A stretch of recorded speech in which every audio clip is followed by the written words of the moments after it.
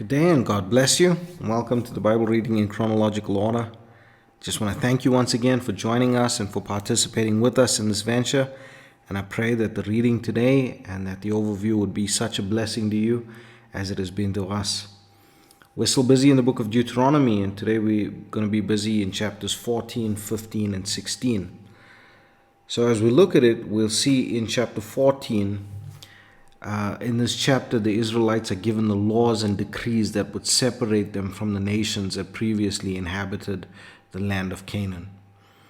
Now, the Lord commands them not to make any markings on their body or disfigure themselves for the sake of mourning or for the sake of death.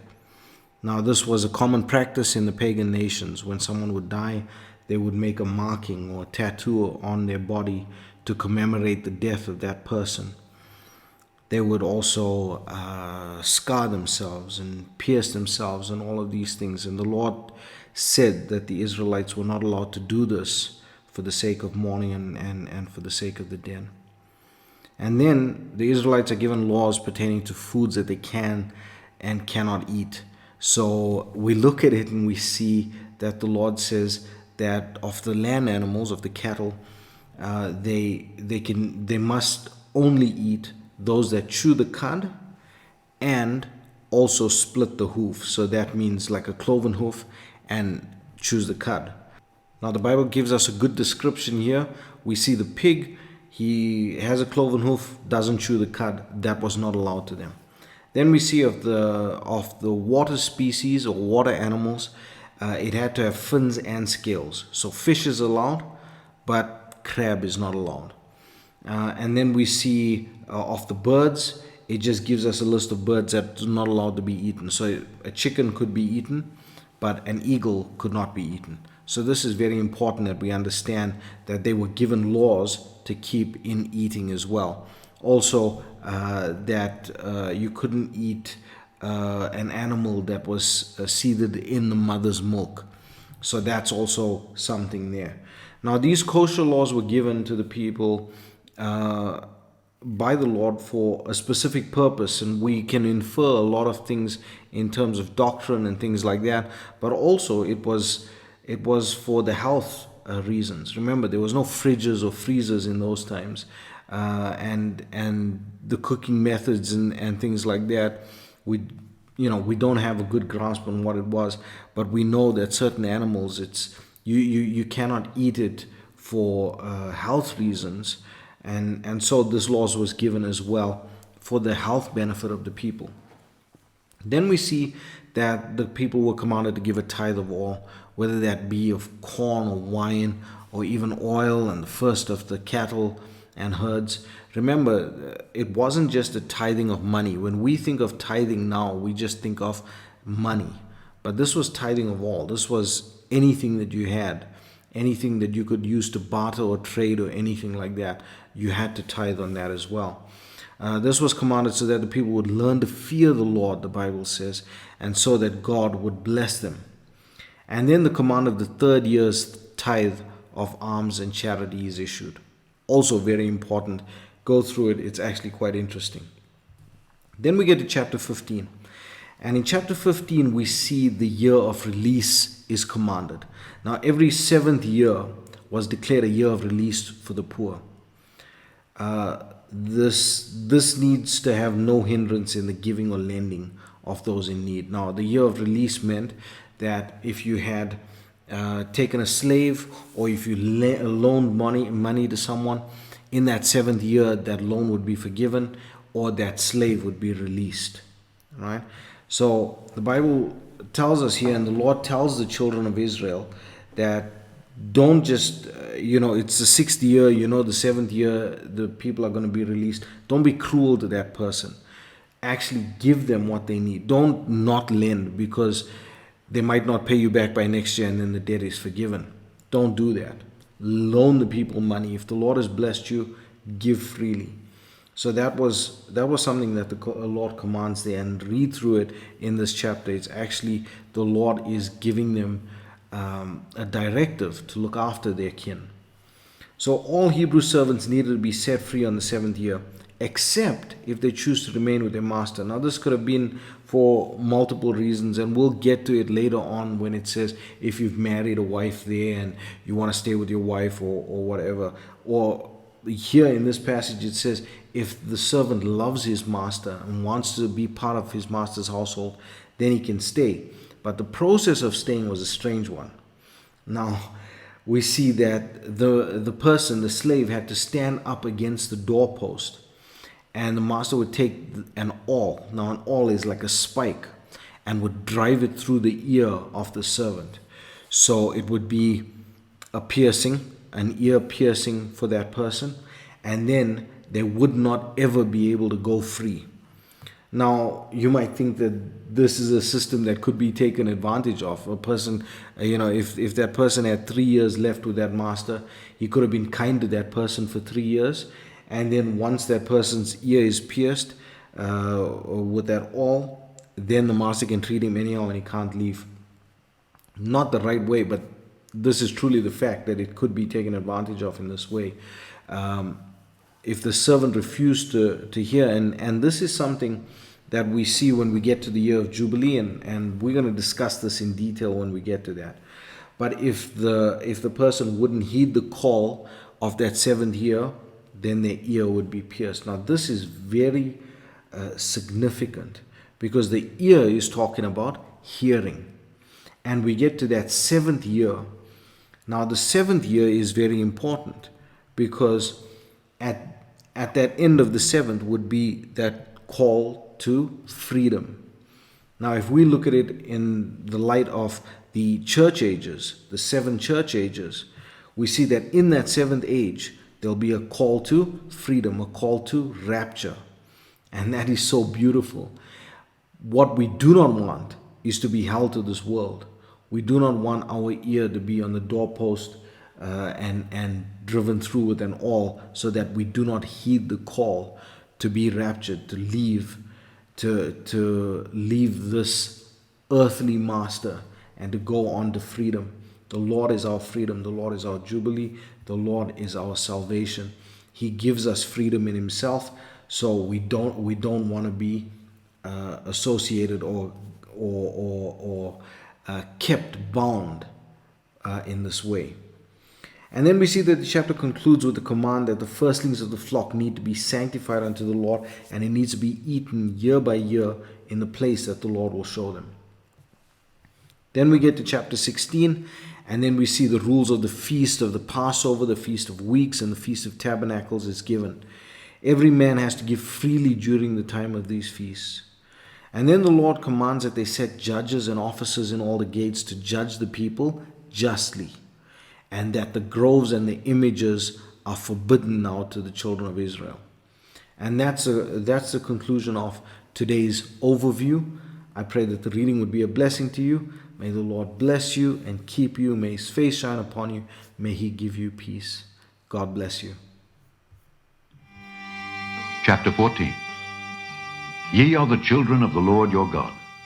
Ye shall not cut yourselves, nor make any baldness between your eyes for the dead. For thou art an holy people unto the Lord thy God, and the Lord hath chosen thee to be a peculiar people unto Himself above all the nations that are upon the earth. Thou shalt not eat any abominable thing. These are the beasts which ye shall eat: the ox, the sheep, and the goat, the hart, and the roebuck, and the fallow deer, and the wild goat, and the pygarg, and the wild ox, and the shamel. And every beast that parteth the hoof, and cleaveth the cleft into 2 claws, and cheweth the cud among the beasts, that ye shall eat. Nevertheless, these ye shall not eat of them that chew the cud, or of them that divide the cloven hoof, as the camel, and the hare, and the coney. For they chew the cud, but divide not the hoof. Therefore they are unclean unto you. And the swine, because it divideth the hoof, yet cheweth not the cud, it is unclean unto you. Ye shall not eat of their flesh, nor touch their dead carcass. These ye shall eat of all that are in the waters. All that have fins and scales shall ye eat. And whatsoever hath not fins and scales ye may not eat. It is unclean unto you. Of all clean birds ye shall eat, but these are they of which ye shall not eat: the eagle, and the ossifrage, and the osprey, and the glede, and the kite, and the vulture after his kind, and every raven after his kind, and the owl, and the nighthawk, and the cuckoo, and the hawk after his kind, the little owl and the great owl, and the swan and the pelican, and the jeer-eagle and the cormorant, and the stork and the heron after her kind, and the lapwing and the bat. And every creeping thing that flieth is unclean unto you. They shall not be eaten. But of all clean fowls ye may eat. Ye shall not eat of anything that dieth of itself. Thou shalt give it unto the stranger that is in thy gates, that he may eat it, or thou mayest sell it unto an alien. For thou art an holy people unto the Lord thy God. Thou shalt not see the kid in his mother's milk. Thou shalt truly tithe all the increase of thy seed that the field bringeth forth year by year. And thou shalt eat before the Lord thy God in the place which he shall choose to place his name there, the tithe of thy corn, of thy wine, and of thine oil, and the firstlings of thy herds and of thy flocks, that thou mayest learn to fear the Lord thy God always.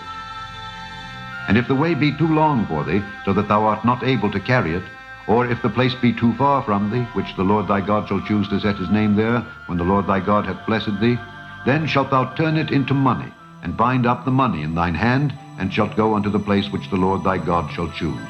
And thou shalt bestow that money for whatsoever thy soul lusteth after, for oxen, or for sheep, or for wine, or for strong drink, or for whatsoever thy soul desireth. And thou shalt eat there before the Lord thy God, and thou shalt rejoice, thou and thine household. And the Levite that is within thy gates, thou shalt not forsake him, for he hath no part nor inheritance with thee. At the end of 3 years thou shalt bring forth all the tithe of thine increase the same year, and shalt lay it up within thy gates. And the Levite, because he hath no part nor inheritance with thee, and the stranger, and the fatherless, and the widow, which are within thy gates, shall come and shall eat and be satisfied, that the Lord thy God may bless thee in all the work of thine hand which thou doest. Chapter 15. At the end of every 7 years thou shalt make a release. And this is the manner of the release. Every creditor that lendeth aught unto his neighbor shall release it. He shall not exact it of his neighbor or of his brother, because it is called the Lord's release.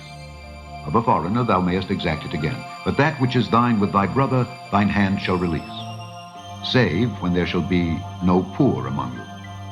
For the Lord shall greatly bless thee in the land which the Lord thy God giveth thee for an inheritance to possess it, only if thou carefully hearken unto the voice of the Lord thy God, to observe to do all these commandments which I command thee this day. For the Lord thy God blesseth thee as he promised thee, and thou shalt lend unto many nations, but thou shalt not borrow. And thou shalt reign over many nations, but they shall not reign over thee.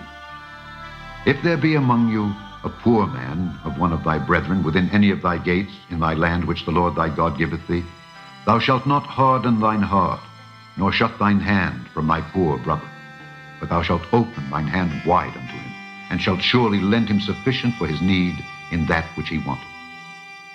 Beware that there be not a thought in thy wicked heart, saying, the 7th year, the year of release, is at hand. And thine eye be evil against thy poor brother, and thou givest him naught, and he cry unto the Lord against thee, and it be sin unto thee. Thou shalt surely give him, and thine heart shall not be grieved when thou givest unto him, because that for this thing the Lord thy God shall bless thee in all thy works, and in all that thou puttest thine hand unto. For the poor shall never cease out of the land. Therefore I command thee, saying, thou shalt open thine hand wide unto thy brother, to thy poor, and to thy needy in thy land. And if thy brother, an Hebrew man or an Hebrew woman, be sold unto thee, and serve thee 6 years, then in the 7th year thou shalt let him go free from thee. And when thou sendest him out free from thee, thou shalt not let him go away empty. Thou shalt furnish him liberally out of thy flock, and out of thy floor, and out of thy winepress. Of that wherewith the Lord thy God hath blessed thee, thou shalt give unto him. And thou shalt remember that thou wast a bondman in the land of Egypt, and the Lord thy God redeemed thee. Therefore I command thee this thing today. And it shall be, if he say unto thee, I will not go away from thee, because he loveth thee and thine house, because he is well with thee, then thou shalt take an awl, and thrust it through his ear unto the door, and he shall be thy servant forever. And also unto thy maidservant thou shalt do likewise. It shall not seem hard unto thee when thou sendest him away free from thee, For he hath been worth a double hired servant to thee in serving thee 6 years, and the Lord thy God shall bless thee in all that thou doest. All the firstling males that come of thy herd and of thy flock thou shalt sanctify unto the Lord thy God. Thou shalt do no work with the firstling of thy bullock, nor shear the firstling of thy sheep. Thou shalt eat it before the Lord thy God, year by year, in the place which the Lord shall choose, thou and thy household. And if there be any blemish therein, as if it be lame, or blind, or have any ill blemish, thou shalt not sacrifice it unto the Lord thy God. Thou shalt eat it within thy gates. The unclean and the clean person shall eat it alike, as the roebuck and as the hart. Only thou shalt not eat the blood thereof. Thou shalt pour it upon the ground as water. Chapter 16. Observe the month of Abib, and keep the Passover unto the Lord thy God. For in the month of Abib the Lord thy God brought thee forth out of Egypt by night. Thou shalt therefore sacrifice the Passover unto the Lord thy God of the flock and the herd, in the place which the Lord shall choose to place his name there. Thou shalt eat no leavened bread with it. 7 days shalt thou eat unleavened bread therewith, even the bread of affliction. For thou camest forth out of the land of Egypt in haste, that thou mayest remember the day when thou camest forth out of the land of Egypt all the days of thy life. And there shall be no leavened bread seen with thee in all thy coast 7 days. Neither shall there anything of the flesh which thou sacrificest the first day at even remain all night until the morning. Thou mayest not sacrifice the Passover within any of thy gates which the Lord thy God giveth thee, but at the place which the Lord thy God shall choose to place his name in, there thou shalt sacrifice the Passover at even, at the going down of the sun, at the season that thou camest forth out of Egypt. And thou shalt roast and eat it in the place which the Lord thy God shall choose. And thou shalt turn in the morning and go unto thy tent. 6 days thou shalt eat unleavened bread. And on the 7th day shall be a solemn assembly to the Lord thy God.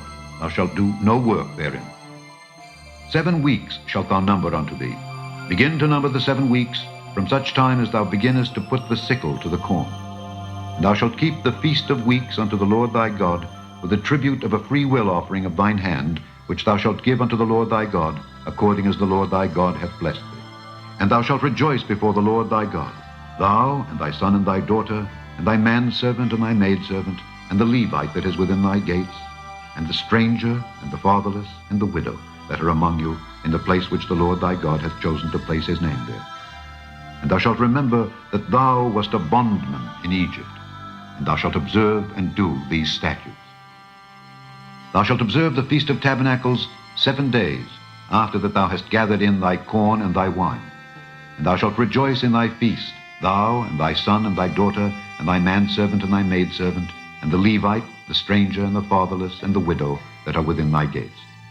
7 days shalt thou keep a solemn feast unto the Lord thy God in the place which the Lord shall choose, because the Lord thy God shall bless thee in all thine increase, and in all the works of thine hands. Therefore thou shalt surely rejoice. 3 times in a year shall all thy males appear before the Lord thy God in the place which he shall choose, in the feast of unleavened bread, and in the feast of weeks, and in the feast of tabernacles. And they shall not appear before the Lord empty. Every man shall give as he is able, according to the blessing of the Lord thy God which he hath given thee. Judges and officers shalt thou make thee in all thy gates, which the Lord thy God giveth thee throughout thy tribes, and they shall judge the people with just judgment. Thou shalt not wrest judgment. Thou shalt not respect persons, neither take a gift, for a gift doth blind the eyes of the wise, and pervert the words of the righteous. That which is altogether just shalt thou follow, that thou mayest live and inherit the land which the Lord thy God giveth thee. Thou shalt not plant thee a grove of any trees near unto the altar of the Lord thy God, which thou shalt make thee. Neither shalt thou set thee up any image, which the Lord thy God hateth.